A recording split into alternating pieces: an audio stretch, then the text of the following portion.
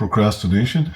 Well, maybe you can do that with some things, but not when the stakes are this high. If you don't believe me, read Israel's story. They left Egypt with so much promise, and then they ended up a whole generation as corpses spread out across the wilderness. Why? Because they focused on the present, on the here and now, demanding that their lives be pleasant. Their purpose and God's promises took a back seat. Why? Because of unbelief. Unbelief will not wait until tomorrow. Why? Because unbelief is driven by self-reliance.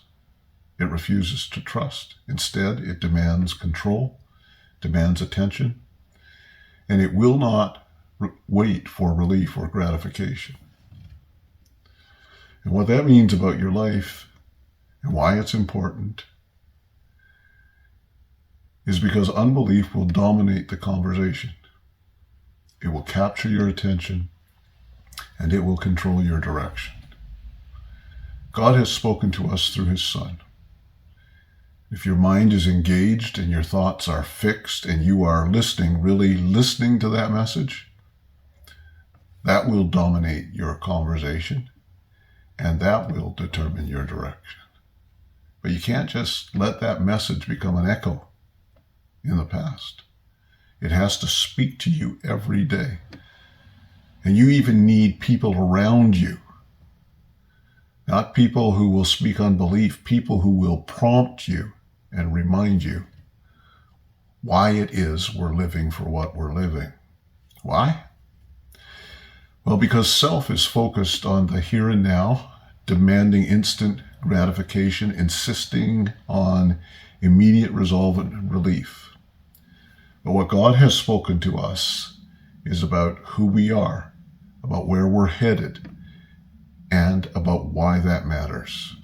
And if unbelief isn't put in its place, you will end up trading what matters most for what matters least.